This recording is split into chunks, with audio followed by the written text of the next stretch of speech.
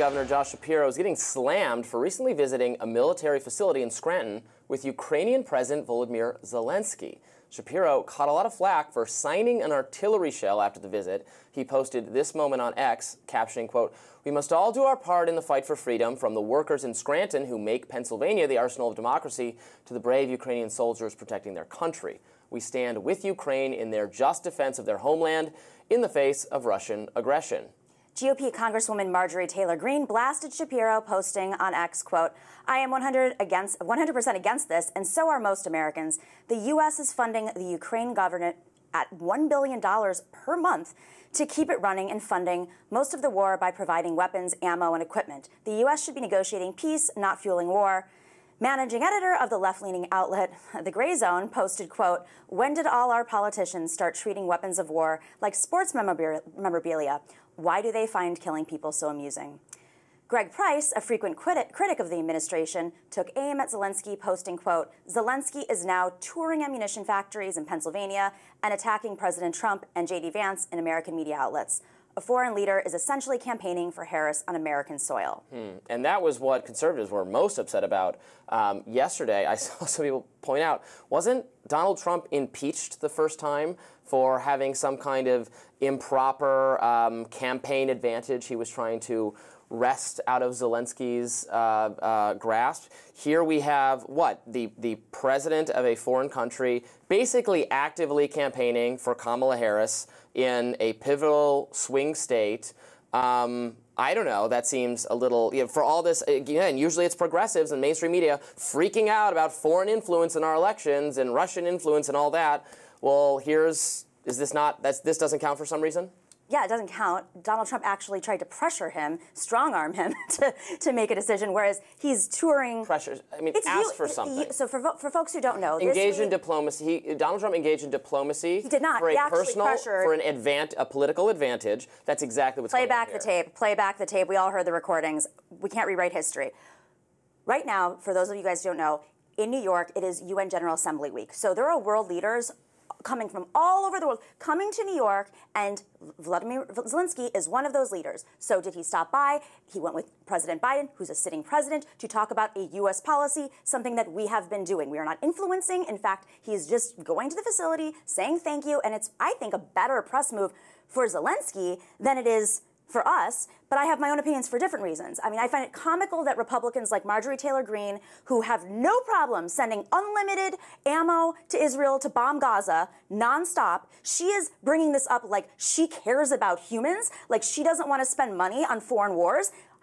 Are you kidding me? Well, I don't want to spend money on foreign wars. I would cut off Israel, Ukraine, every foreign government. I would spend American taxpayer dollars here in America, or I would not spend them at all. I would just lower taxes. But I certainly would not ship foreign bombs all over the place. I would not pay for the wars of Israel, Ukraine, and anyone else. I think that comports with what the American people want. And you're right. I agree with you that I hope conservatives who are of a non-interventionist bent are able to exert more pressure on leaders like Marjorie Taylor Greene, who on some foreign policy-related issues has been a voice for restraint, but has not been as consistent as, for instance, Thomas Massie, who very closely aligns with my foreign policy and has been very much outspoken on not just the perpetual funding for what's going on in Europe, but also the Middle East. So I agree with you on, solving that hypocrisy, absolutely.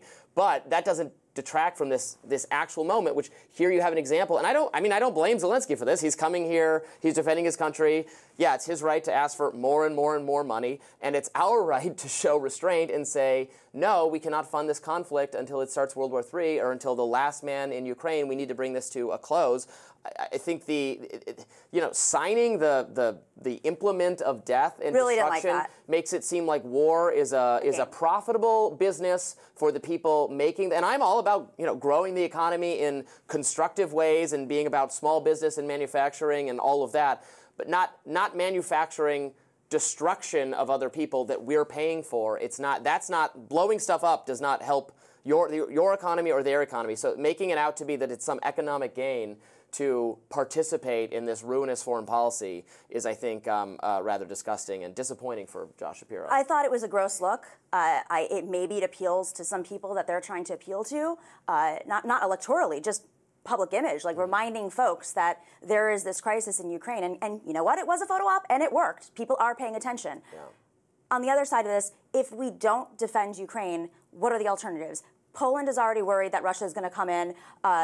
You have the rest of the Caucasus countries in fear. Georgia is already occupied, partly occupied by Russia. No one seemed to pay attention. So Georgia, Ukraine, Poland, that whole region is fearful. And that's going to be discussed this week during UN week over and over, is that Europe is in particular fear right now because Russia is just not, they're not negotiating. They're not bringing any sort of solutions well, neither to are the we, table. though.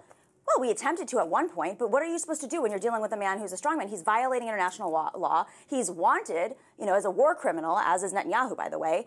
That doesn't mean that you just stand down. What do you do when you're under the face of attack? You support your allies. We have an agreement to do so. You don't. We're required to defend the NATO countries. We're not required to defend Ukraine because it's not part of NATO. It is an ally we left of ours. it in an ambiguous status for years and years and years, which was we should either. We failed in both directions. We should have either committed to defending Ukraine so this never would have happened, right, or been clearer that we're not and NATO's borders are not expanding and Russia might have felt less boxed in. I mean, Vladimir Putin said that for years and years and years. This is what's motivating the aggressiveness. That's not to make excuses for what was an unjust invasion of another country. But look, it is the case that it's a little bit more complicated given that many of the people in the easternmost regions of Ukraine are Russian-speaking and culturally Russian-identifying. Talk to Ukrainians about that. That is not true at all. You can go to Ukrainian society in New York City and ask any Ukrainian there, and they all say yes. They might also speak Ukrainians Russian. in New York City might English. not want to be part of Russia. I'm talking about the Ukrainians on the borders of Russia. I mean, what would take the I've been to the region. That is such a miss. Well, then you probably know that the borders of European countries have changed 1,000 times in as many years. Ukraine has their own culture, their own language, just as Georgia has its own culture, its own language, and it is very different from Russia. And to minimize it that way from an American perspective is insulting to the Ukrainian people. I think you're minimizing it by saying it's one entire perspective. Yes, of course, there are lots of people in Ukraine who are pro-Ukraine, support resistance, want to be their own country, don't want to be under the thumb of Russia. I don't blame them. I wouldn't want to be under the thumb of Russia either. And they should remain absolutely independent and their own country. But there are some people in the easternmost borders, provinces of the country who don't feel that way. And I don't think I'm someone to say that right now. I'm forcing everyone to be part of the same country if they don't want to be. I favor peaceful splitting of peoples and not being forced into the same country if they don't want to be part of the same country. I agree with you on that, but when you have an aggressor, a world power, aggressively attacking that eastern region, and those people they have the right to defend themselves. But exactly. We have to, I'm not saying that they don't. Of course they do.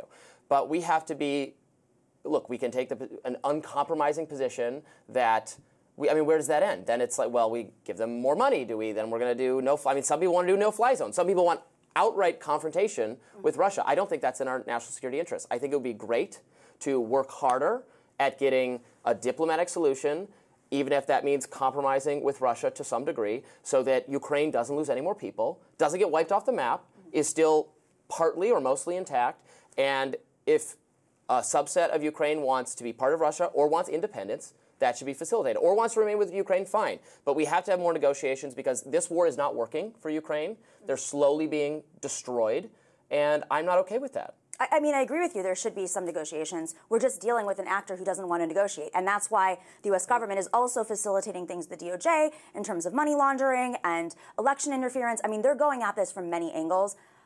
I do not want escalation. We do not want to see people die.